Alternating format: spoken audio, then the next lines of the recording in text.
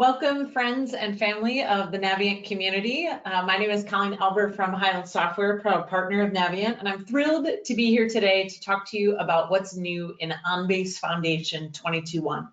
While we are seemingly one-sided here in our webinar, this is an open dialogue. If you have any questions, please feel free to type them into the chat or the questions panel, and I'll get to them as we go. If you just want to talk with me offline afterwards, you're welcome to type that in as well, and I'd be happy to reach out to you separately with any specific questions that you may have about what's new in 22.1 or otherwise happening at Highland. And with that, we'll go ahead and get started. Let's dive right in. So the first item of note is that OnBase Foundation 22.1 is a major release with long-term support. You may also have noticed that we are simplifying version naming to, let's just face it, minimize confusion around when the product was released, and also to employ industry best practices, starting with the year the software was released and the version number of that release. And thank you all for this change. It is based on feedback from you, our customers. So now let's get to the good stuff. Foundation 22.1 is complete with over 3,100 updates. That includes improved solution administration tools, a better end user experience and usability, and many, many more features for everyone in between. We've broken down the reasons to upgrade into three general categories. The first is brand new products, sometimes separately licensed, that are new with this release. The second is module enhancements. These are typically user features and UI updates to modules you already know, love, and are using. And then third are the platform updates. And these are features that are more progress to the architecture as a whole. Oftentimes they're a little bit more on the administrative side, but overall benefit to the OnBase system. So we'll start first with new products available with OnBase Foundation 22.1. And saying new with 22.1 is a little bit of a misnomer because our integration for SAP SuccessFactors was released earlier this year and first supported with OnBase Foundation EP5. But it didn't make the cut for our big overview with EP5, so we wanted to include it here. You'll also notice throughout this presentation, you might see a little movie clipboard down at the bottom. This means that the particular product that I'm talking about has a lengthier, more detailed video out on community. In general here, I'm just giving you some of the highlights. This is not all encompassing or everything. This does not include all of the details on every product release or every feature. It's just to kind of get you excited and interested about what's new, and then leave for you to kind of find out more about what might be most relevant for you.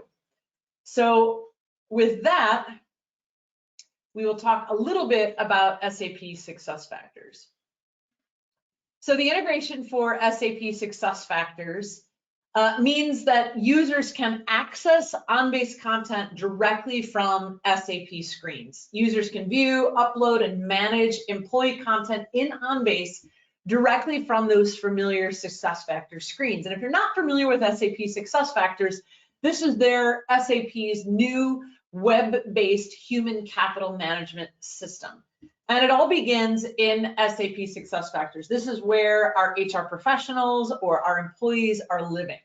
And thanks to a seamless SSO experience, users can view a modern and intuitive OnBase web application displaying the employee documents. But let's take a look here at the OnBase interface.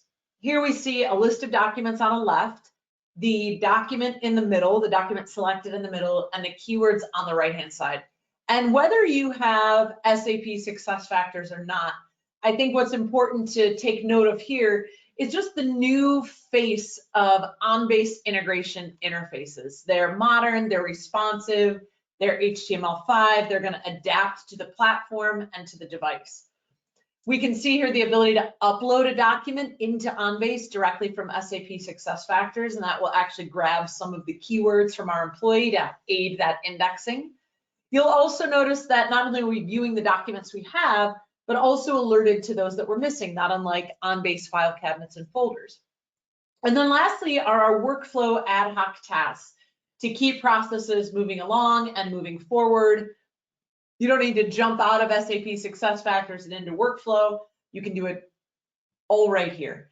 And if you have any interest in the integration for SAP SuccessFactors, we've spun up a new community on the Hyland community. So be sure to check that out next time you log in to community.hyland.com.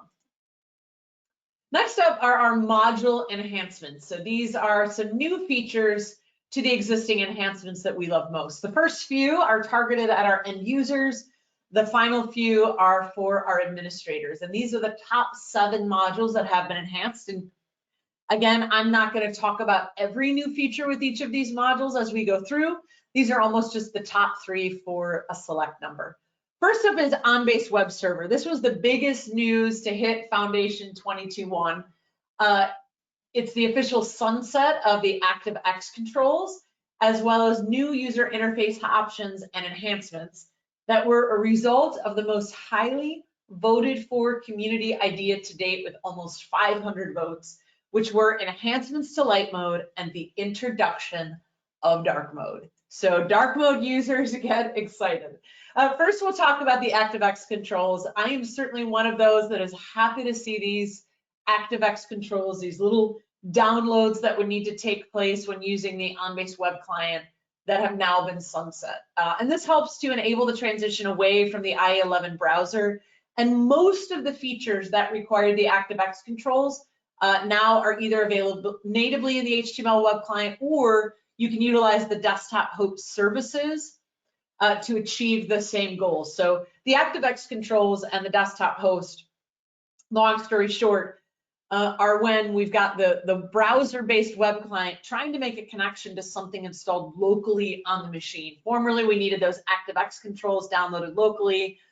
They often caused, version problems when they would get out of date. Now we've got the desktop host service to achieve that same goal for us without the need for these ActiveX controls. The web client light mode brings with it improved usability, accessibility, and a higher contrast ratio. We also darken the blue, reduce the brightness of the background, and rounded all of the buttons. And the dark mode, not just does it have that dark gray gradient look and feel, which many prefer, but it also reduces eye strain and bonus of better battery power. So here is the web client dark mode. I'll admit I'm a little bit more of a light mode person myself, but I am beginning to admit to myself that that's just because it's what I know was the web client in light mode. So the dark mode is growing on me the more that I play with it and the more that I use it. So you may see a convert in me yet, we'll see. Next up is OnBase Mobile. In OnBase Foundation EP4, we released a whole new flavor to OnBase Mobile, a completely new mobile app that was operating system independent. Previously, we'd have a mobile app for iPad and iPhone, and then a separate mobile app for Android. Now we've got a Hyland mobile shell and an OnBase mobile app that supports our mobile applications regardless of device. There'll be more consistency now between those apps. That was EP4. In EP5, we added some annotations and some deep linking. Now with 22.1, we've extended the language support for OnBase Mobile to include French, German, Japanese, Portuguese, Chinese Simplified, and Thai. Folders and file cabinets, a native component of OnBase and a longtime favorite of mine, has 3 new major features with 22.1. The first is the ability to import and auto-index documents directly into a folder added via the web client. So this was always true of the OnBase client and the Unity client, meaning I could drag a document to a folder and it would automatically allow me to select document types and keywords that were associated to that folder to automate the indexing. That is now available in the web client. We also have, and this is a parity with the Unity client, the ability to send to, move to, and copy to a folder. So maybe I want to right-click on a document and send it to a folder from outside of the folder's interface, or I want to move documents between static folders. This is now available in the web client as well, and this is feature parity with the Unity client. And then lastly, we have an auto workflow document action that can target a specific folder type. So previously, this action would attempt to auto folder every folder type assigned for the doc type. Now, as part of your workflow configuration, you can select just the target folder that you desire. Now we've got some new features for our admins, and first up is Unity Forms. So those that are in the business of creating Unity Forms are going to love these top 3 new enhancements. So if you've ever created a Unity form before, you're certainly familiar with custom actions, the logic that we build into our forms without needing any custom code. So something as simple as require this field before submission, or if they select option A, then ask them these 3 additional questions. Well, we've got this whole library of custom actions, which is a beautiful thing. But if you're trying to troubleshoot your Unity form and you can't quite figure out where something's not working right, it can be a challenge because there's so much logic built into this form. Now you can, as part of that troubleshooting process, disable custom actions until you can pinpoint where you want to make the change in the form. In this same vein, meaning so many custom actions, such a good thing, it makes a challenge when searching for the particular custom action that you want. So now we can search our whole library of custom actions to find just the one that you'd like to add into your form logic. And then lastly is the ability to copy and paste elements within a form and between forms. This does not include keywords, but other form elements that you've tailored and configured just so can be replicated between forms or within an existing form. And thank you for these idea enhancements. Next up, we have OnBase workflow. 3 major new things here. The first is a new action, call REST API. And so what this means is that you could trigger a REST API call from workflow to perform your basic CRUD operations in third-party systems. So this is useful for making outbound REST calls in a third-party system. We also have a new task type called API tasks. These are similar to system tasks or events, except that with a system task, you need content or a document to drive the logic. An API task does not. So for example, if we want to update something or trigger logic based on activity in a third-party system like Workday, this API task could read this and update the status on a keyword on an OnBase document based on this update on a case in Workday. And then lastly, our workflow approval management status is now available in the web client. So our workflow approval management allows a business user to edit the logic or the parameters for a workflow. Maybe previously something required $50 approval limit, now it's going to be $100 or $25. The end user can make that change from the front end client, no need for configuration, and now the status of that workflow approval management is also available in the web. It was previously in Unity. And then last up in this section is WorkView. The enhancements here in 22.1 focus mainly on the administrative tools that allow user experience to be more dynamic, tailored to roles, and more responsive for our tablet users. Those same custom actions that we just talked about in forms, we've now got a library of those available within WorkView to make elements visible, required, or read only. So really great new logic in our WorkView objects and applications. The next is the new Screen Pop, which offers an alternative to Object Pop when the user only needs to see a screen of information as to oppose the complete tabbed object view. So if you're picturing your WorkView object, you've got all those tabs on the top that, you know, separate the data so it's not just this one long thing, but maybe an individual user only needs a piece of that pie. We can give them just a view as opposed to the whole object now with this Screen Pop.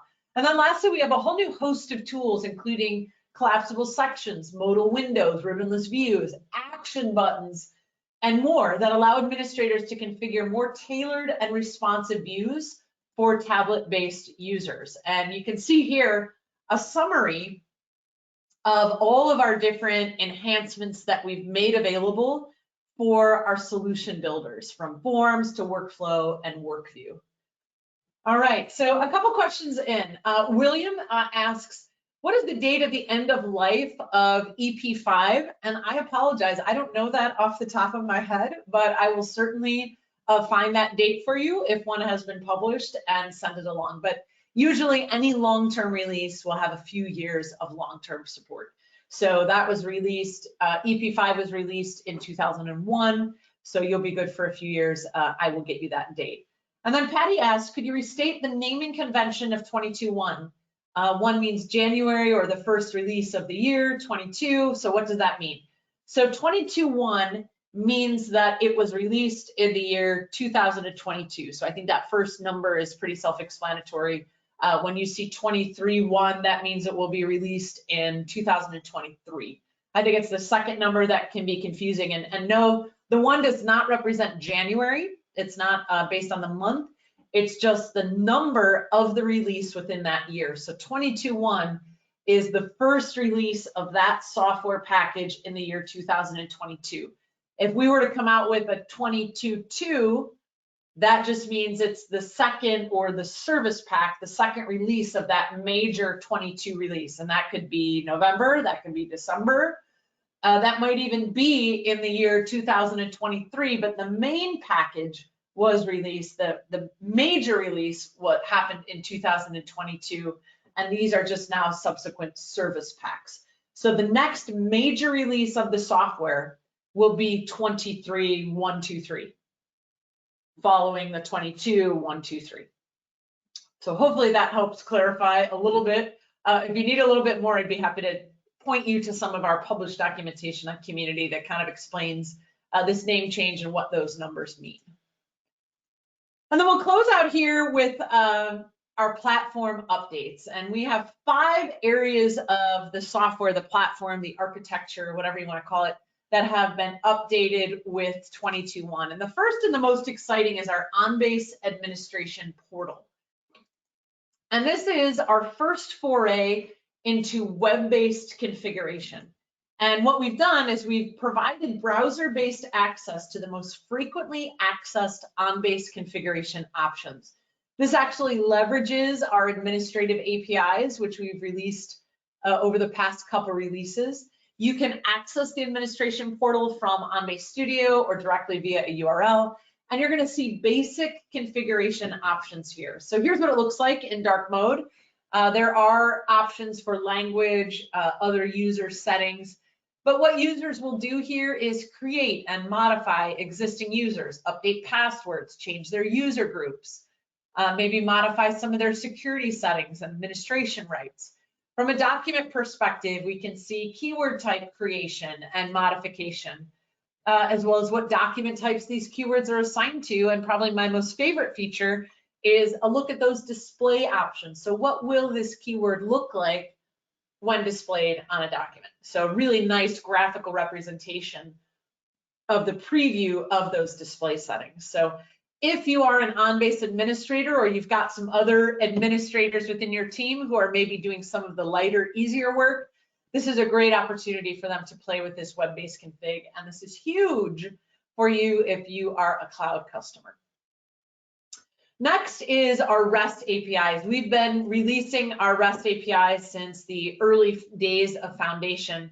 This particular set of administrative REST APIs is particularly around the ability to create and manage OnBase configurations without the need for the classic configuration client. So these APIs are really the back end for that administrative portal, but you can also use them if you want to script some of these repeat OnBase configurations. So with EP4, we first released the administrative REST APIs for OnBase, including doc types, keywords. In EP5, we added doc type groups and audit logging.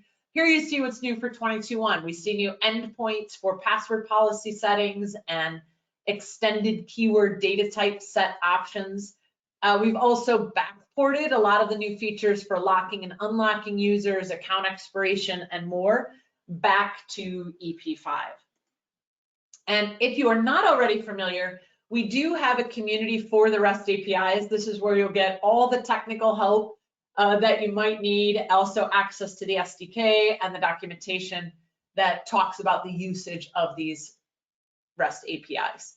Next up is our server updater, a tool that I certainly hope you're using. It allows you to update to a service pack or a service release quickly. The good news is you're minimizing the downtime while applying the latest security, stability, and performance fixes. We see this used a lot with the web server, the application server, the mobile broker, although many more are supported. And while on its own release cadence, there are some new web apps and Windows services that are supported with 22.1, as well as just performance improvements in general. From a web application perspective, you'll see that we're now supporting Agenda, Archive Link, electronic plan review, public access, all from this server updater, as well as the mailbox importer and the Unity scheduler. So you can now make changes and update to the latest releases or packs, service packs of these products, all using our one solid consolidated server updater. Next up is the environment change value management. And this is the latest addition to the OnBase Change Control Suite, which was first released in OnBase Foundation EP2. So let's take a look at what it is. Environmental value management allows you as administrators to define sets of environmental values for your different systems. For example, you might have a UAT value set that include app server, workflow settings, the URL for that UAT environment. You may have a whole host of values for your production environment. With this new interface, you can manage all of those different environments and all of the values that goes with them from one interface. And these will not be populated or clearing out. They will not need to be re-entered when you're making upgrades. And this is a huge time saver. So this was first released in EP5. You have to be on EP5 or greater to use this. And we've simply added some more features in 22.1. Including IDP authentication, EDI import processor settings, and the distribution service. For more information on this, visit the Change Control Module Reference Guide, but here's what it looks like. It's one interface, you'll notice here in dark mode, where you can see kind of in the upper right-hand corner the different environments, and then the list below is all of the values that would go with them. And you can modify those values in here. And as then you're making those changes and upgrades, they stay static within this interface. And then lastly, we'll round out this section with third-party compatibility. I'm not going into all of the details here, so please do due diligence if the third-party compatibility support is something that you have been waiting for or that interests you. But just to spread awareness, we now support Microsoft Edge WebView 2. So this empowers you to self-update your Edge browser for Chromium patches. So that self-service, of course, is always welcome. We're now also supporting .NET 6. If you are one of those out there that is tracking .NET versions, you probably know that .NET Core 3.1 becomes end of support November of this year, which would impact several of our Highland products. Well, we have upgraded, so you can feel confident that you're current with the latest security fixes. And then lastly, Highland IDP 3.0. This is a major release. We have updated to the Identity Server 4, we support .NET 6, and several other feature enhancements, including federated logout from SAML external identity providers, is all here.